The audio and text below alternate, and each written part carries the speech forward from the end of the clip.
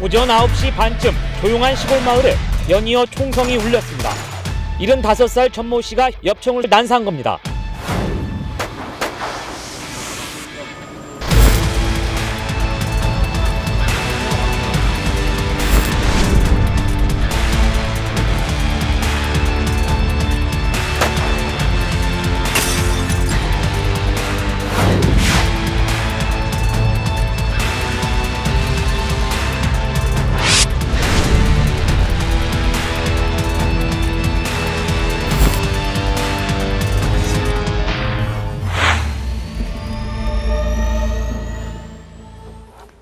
경기도 화성의 평화롭던 시골 마을에서 어느 날 날카로운 총성이 울려 퍼집니다.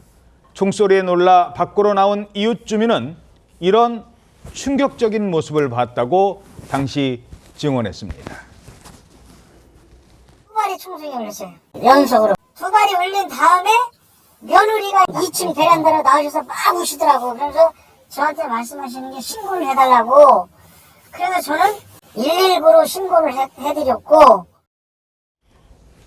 2층짜리 가정집에서 발생한 끔찍한 총기 난사 사건. 이미 2명을 살해한 범인의 총구는 잠시 뒤 또 다른 사람을 향했습니다. 모두 4명의 사망자가 발생한 화성 총기 난사 사건. 오늘 그때 그 사건에서 전해드립니다. 자, 한적한 시골 마을에서 무슨 일이 있었던 겁니까?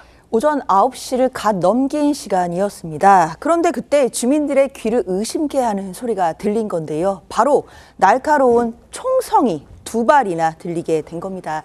지금 보시는 저 화면 속의 주택이요. 바로 실제 사건이 벌어진 단독주택입니다. 이곳에 들어가서 피해자 식구들에게 총격을 가한 이 사건의 범인은 바로 70대 남성이었습니다. 그런데 범인은 공격을 하기 전에, 그러니까 총을 쏘기 전에 이 집을 찾아가서는 주차장에서 80대였던 집주인과 큰 소리로 말다툼을 벌였다라고 하는데요. 이 소리가 얼마나 컸는지 당시 싸우는 소리를 들은 목격자가 아니 싸우는 분들이 모두 다 어르신들인데 너무 심하게 싸운다라고 회상을 했을 정도라고 합니다.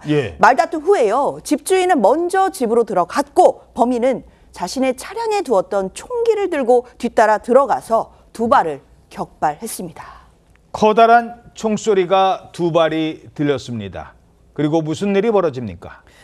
네, 총소리에 놀란 이웃 주민들이 무슨 일인지 상황을 좀 살폈지만 그 집에 섣불리 들어갈 수가 없었습니다. 왜냐하면 범인이 아직도 총기를 가지고 있을 수 있고 들어갔다가 무슨 일이 벌어질지 몰라서였습니다. 그러던 그때 사건이 일어난 그 집의 2층에서 울면서 덜덜덜덜 떠는 목소리가 들렸습니다. 바로 그 집주인의 며느리였는데요. 그 며느리가 신고해달라고 소리를 질렀고요. 범인을 피해서 2층에서 뛰어내려서 탈출을 하게 됩니다.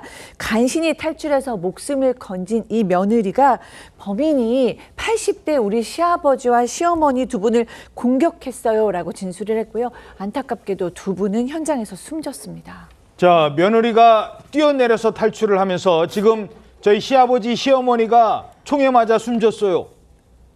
총을 쏜 범인이 여전히 그 집 안에 있는 상황입니다. 빨리 경찰이 와야 될 것 같은데요. 신고를 받은 경찰이 4분 만에 도착을 했습니다. 파출소장 1명하고 승경 1명, 2명이 도착을 했었는데요. 총격 현장이기 때문에 즉시 그 현장으로 가야 되기 때문에 현장을 들어가기 위해서 현관문을 여는 순간 범인이 들어오지 마!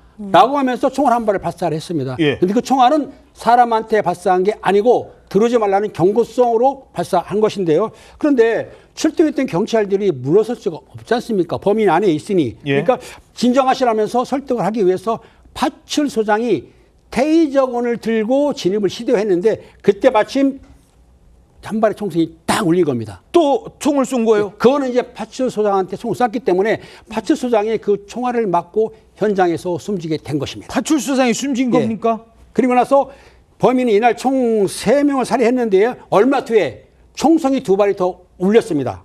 이때 이 총성으로 이 범인이 숨지고 만 것이죠. 이 집에서 그날 모두 6발의 총성이 울렸고 2명 부부, 파출소장, 그리고 범인 4명이 숨지고 말았습니다. 대체 누가 이런 끔찍한 범행을 저지른 겁니까? 범인과 마주쳤던 목격자가 있었죠. 바로 2층으로 피신했던 그 이 집의 며느리인데요. 이 집주인 부부가 살해될 때 며느리는 그 2층에 있었고 상황을 모두 볼 수 있었습니다. 며느리는 끔찍한 이 사건의 범인을 자신의 작은 아버지라고 지목했습니다. 작은 아버지? 그러니까 숨진 이 시아버지의 동생이 범인이라고 지목한 거죠. 이 동생이 형 부부를 흉기로 살해했다. 정말 이 충격적인 범행의 동기에 대해서 며느리는 다음과 같이 설명을 했습니다. 작은아버지가 우리 집에 자꾸만 왔어요. 언제부턴지 작은아버지는 술만 마시면 돈을 달라고 행패를 부렸어요. 이렇게 설명을 했는데요. 그러니까 결국 그동안 돈 문제가 얽혀 있었던 어떤 살해의 어떤 갈등의 낌새가 있었다고 진술한 것입니다. 돈 문제, 형제 간에, 피를 나눈 형제 간에 왜 이런 참극이 벌어졌는지 경찰이 수사 과정에서 이 점을 종합적으로 수사했습니다. 집안 내부에, 가족 내부에 어떤 분위기가 있었는지 정확히 파악을 해봐야 되는데, 우리가 향후 수사할 것은 결국 형제 간에 오랜 기간 동안 원한이 쌓인 이유가 뭐고 이런 부분에 대해서 좀 더 정확히 수사할 거예요. 오랜 시간 형제 간에 원한이 쌓인 거다. 무슨 이야기입니까? 이 형제가 본래는 우애가 그렇게 나쁘진 않았다고 합니다. 그런데 몇 년 전부터 그 사이에 금이 가기 시작된 것인데요. 그 원인 중에 하나가 바로 금전적인 문제였습니다. 수십억에 달하는 것으로 알려져 있는 땅, 그러니까 토지 보상금이 거기에 끼게 된 건데요. 경찰이 파악한 내용에 따르면 형제 같은 경우에는 선친들로부터 각기 유산을 물려받았다고 합니다. 각각 나눠서 받았는데. 그렇죠. 그리고 이제 형은 인근에서 농사를 짓고 있었다라고 하는데요.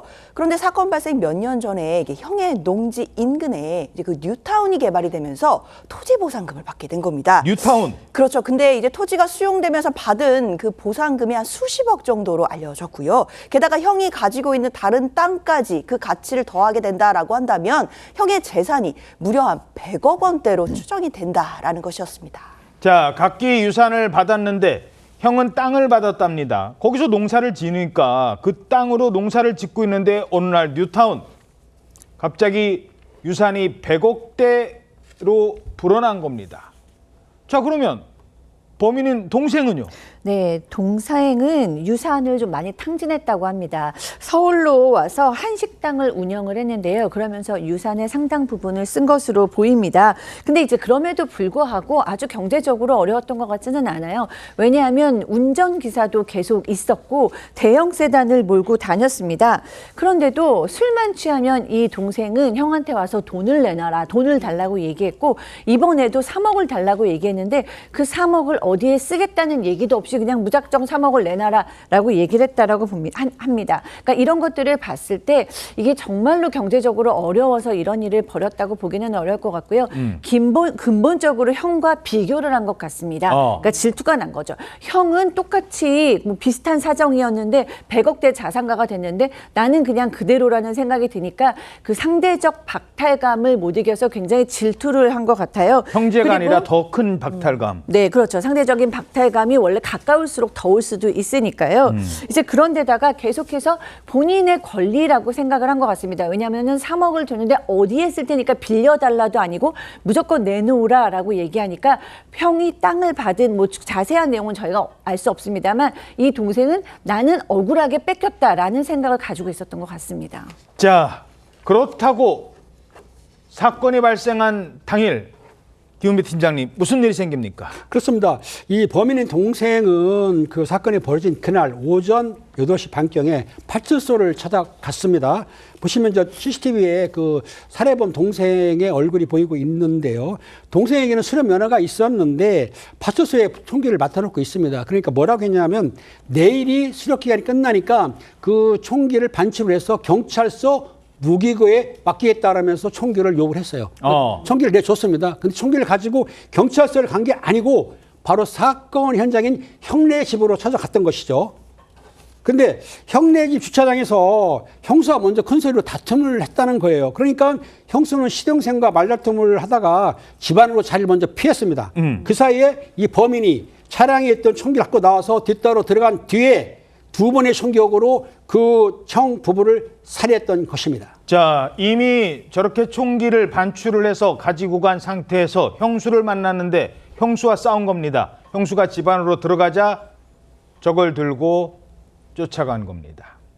이 끔찍한 범행, 처음부터 계획적이었다고요? 네, 계획범죄라고 추정할 수 있는 두 가지 사건과 증거가 있습니다. 그 정황과 증거가 있는데요. 먼저 정황 보시면은 사건 이틀 전 세종시에서 총기 사건이 한 차례 발생했는데 이를 참고했을 가능성이 제기됐습니다. 어느 정도 비슷한지 보시면 먼저 파출소에서 총기를 반출을 했어요. 예. 그리고 그 총기로 이 금전으로 갈등이 있던 상대에게 난사를 했습니다. 그리고 끝내는 자신마저도 사망했습니다. 이런 일련의 사건 준비와 실행, 결과의 과정까지 판박이었던 거고요. 이 증거 부분은 생전에 남긴 글인데요. 이 계획범죄임을 알 수 있는 글, 이제 영상이 하나 있는데 보시는 이제 검은색 이 차량이 범인이 타고 다니던 차량이거든요. 이 차 안에서 작은 수첩 하나, A4 용지 대여섯 장 분량의 글이 나왔는데 이 범인은 그러니까 동생이죠. 동생은 이 글에서 나는 형에 비해서 금전적으로 손해를 많이 봤다. 돈 때문에 너무 서운하다. 이런 식으로 형 부부에 대한 원망이 담겨 있었습니다. 자, 이 범인은 당시에 이런 글을 남겼다고 합니다. 완벽한 범행. 이건 또 무슨 얘기입니까? 네, 동생이 남긴 글 가운데 이제 이런 내용이 있어요. 그 내용은요. 이날을 위해 모두가 내가 만든 완벽한 범행의 범죄입니다. 라고 얘기를 했고요. 예. 세상 누구도 전혀 알 수 없고 또 눈치를 챈 사람도 상상할 수도 없습니다. 라는 글이 있어요. 그러니까 이런 걸 보면은 이 사람은 좀 굉장히 잘못된 영웅심리, 뭐 비뚤어진 과시감 이런 걸 가지고 있었던 것 같아요. 내가 이거를 치밀하게 지능적으로 계산을 했고 내가 응징을 하는 거고 내가 통제하는 거다라는 것을 아주 오랫동안 계획을 한 것 같습니다. 그리고 나름대로는 자기가 이 방향이 옳다라고 생각을 한 것 같아요. 그래서 내가 정의 실현을 하는 사람이다라는 본인의 자기 서사를 갖고 있는 것 같습니다. 또 나아가서 이런 모든 범죄에 대해서 정당화되는 마음도 가지고 있었던 것 같습니다. 완벽한 범죄라고요? 아니 그럼 그 파출소장은요? 그 파출소장은 무슨 죄가 있습니까? 현장에 갔다가 그때 파출소장이 숨진 이후 경찰이 바뀌는 게 있었다고요? 그렇습니다. 공격이 대상이 아닌 그 경찰관이 피해를 봤는데 당시 파출소에는 방탄복이 없고 방검복, 칼을 막는 방검복 두 벌밖에 없었기 때문에 사실상은 사용을 못한 것이죠. 아, 총을 갖고 있는 범인을 진압하러 가는데도 제압하러 가는데 방탄복이 없어요? 예, 방탄복이 없었습니다. 그런데 정부에서 뭐라고 했냐면 경찰에서 예산에 한계가 있다 보니 일선 파출소까지 방탄복을 제공을 못했다. 즉 예산 때문에 귀한 생명이 사망하게 된 것인데요. 그 후로 뭐 경찰 방어 수준이 향상이 됐고 검토가 됐을 뿐만 아니라 총기 소지와 관련해서는 문턱을 높이는 등 후속 조치가 일부는 이루어졌다고 합니다. 예, 형제 간의 재산 갈등에서 시작된 범죄, 무려 4명이 숨진 참혹한 범죄였습니다.